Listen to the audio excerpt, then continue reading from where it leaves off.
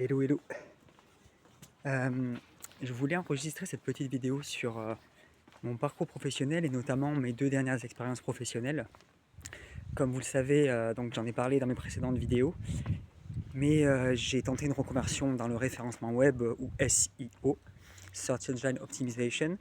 Donc j'ai commencé par un bootcamp et 2 années de contrat pro pour adultes, très récemment. Et c'est vrai qu'à cette époque-là, j'avais l'impression que il fallait que je trouve absolument une formation un peu plus actuelle sur des métiers porteurs. J'ai reçu un mail de la part de Pôle emploi un jour qui me proposait de suivre ce bootcamp et je me suis dit pourquoi pas essayer de me reformer et de reconstruire ma vie à partir de ça.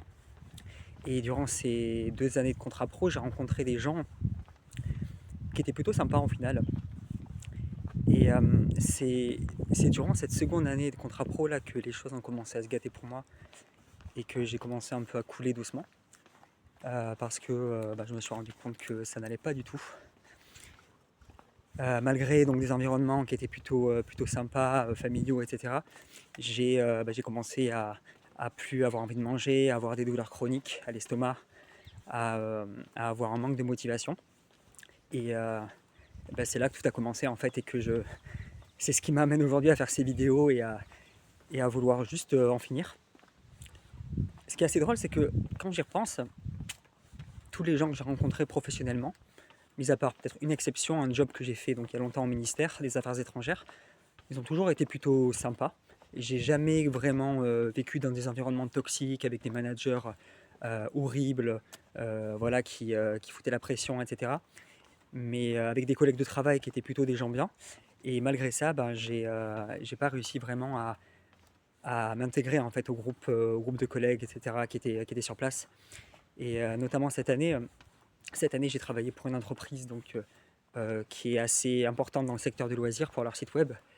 Et j'ai rencontré des gens qui étaient un peu plus jeunes que moi en général, une équipe qui était plutôt sympa, un manager qui était avec moi, qui était plus jeune que moi, mais qui était vraiment quelqu'un d'adorable et qui était quelqu'un de très très bien, que moi j'ai beaucoup apprécié.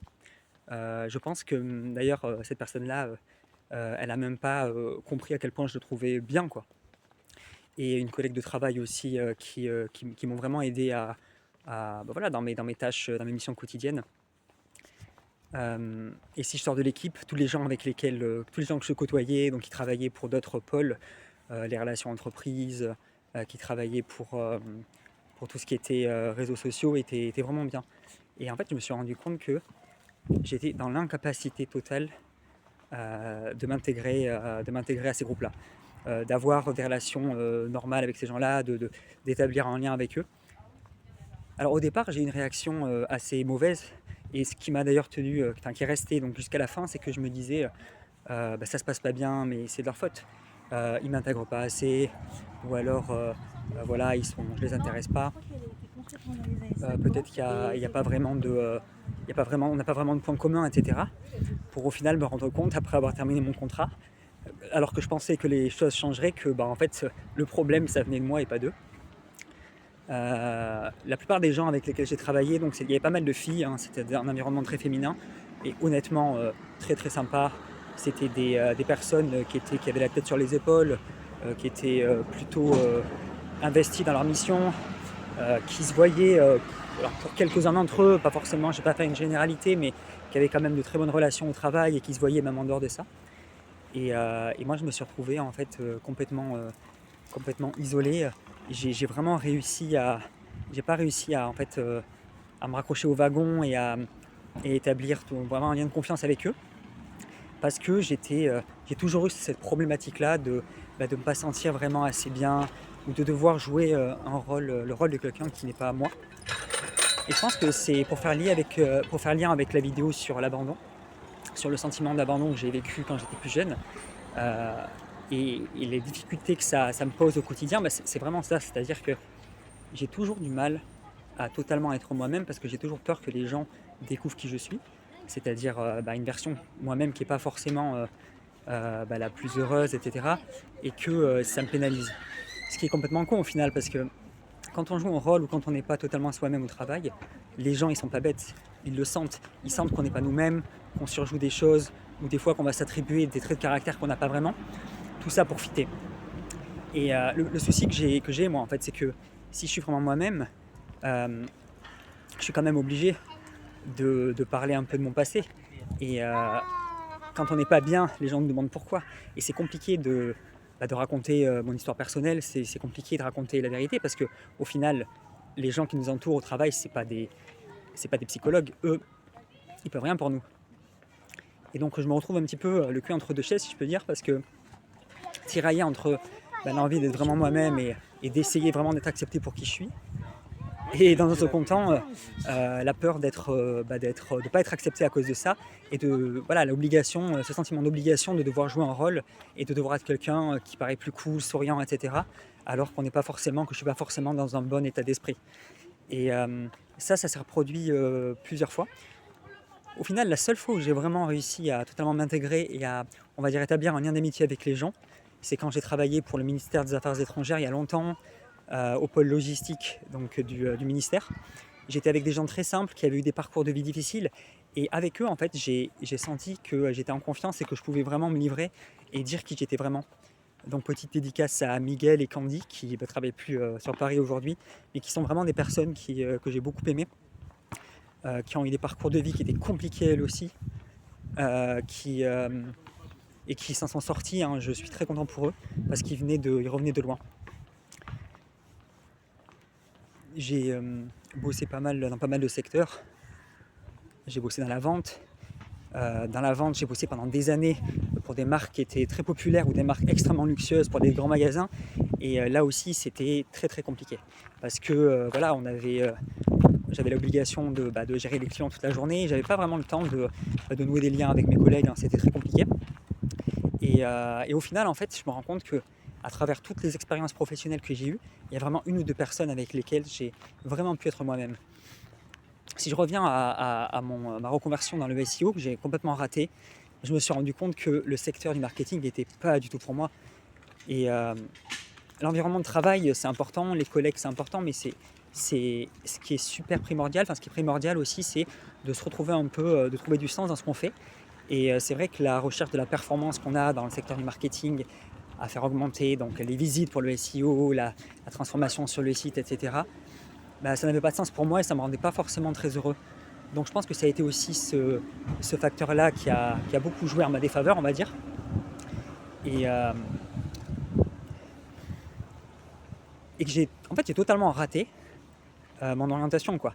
Je pense qu'aujourd'hui, si j'avais la possibilité de revenir en arrière, je me dirigerais vers un secteur plus axé sur l'autre, l'aide à la personne, peut-être un métier du paramédical, parce que je pense que vu mon expérience et vu les qualités que j'ai, j'en ai peu, mais je sais que les gens sont plutôt en confiance avec moi en tête à tête et que j'ai vraiment une bonne compréhension des problématiques des gens et j'aurais aimé faire quelque chose dans ce secteur-là.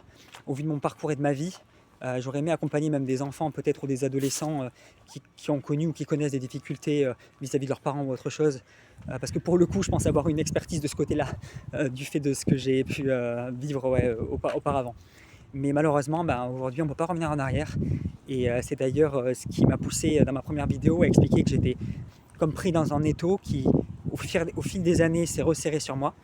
J'ai plus la possibilité de me reformer, j'ai plus la possibilité vraiment d'avancer, de changer de filière. J'ai pas de thunes, j'ai pas de temps à disposition. Moi, j'ai pas de parents chez qui aller pour pouvoir absorber, on va dire, mes coûts de formation ni rien, ne pas payer le loyer, c'est impossible.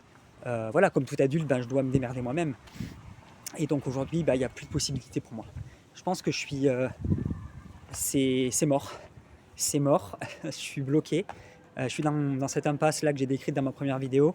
Et il n'y a pas possibilité de revenir en arrière, pas de possibilité de passer de l'autre côté du mur. Il n'y a plus aucune alternative si ce n'est juste en finir. Et ça paraît fou ce que je dis. Et je sais que, je le répète, je ne fais pas une éloge du suicide parce que ce n'est pas quelque chose qui m'est venu en tête directement. Et je pense que c'est bien de se battre, de toujours essayer de trouver des solutions, de se faire aider. Mais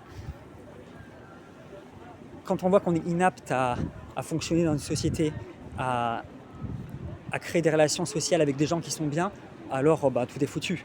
Je suis condamné à ça jusqu'à la fin, à cette espèce d'isolement que j'ai peut-être moi-même créé, hein, que je crée moi-même parce que j'ai des failles, hein, c'est comme ça. Et c'est vraiment triste à dire, mais je vois pas trop de solutions. Bref, je pense que c'est important de s'ouvrir aux autres et d'être soi-même au travail, de ne pas être dans des postures.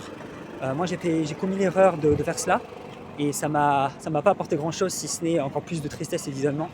Donc du coup, faites pas ça, soyez vous-même et essayez de vraiment comprendre ce qui fait sens pour vous, parce que c'est plus important, je pense. Le reste, on s'en fout.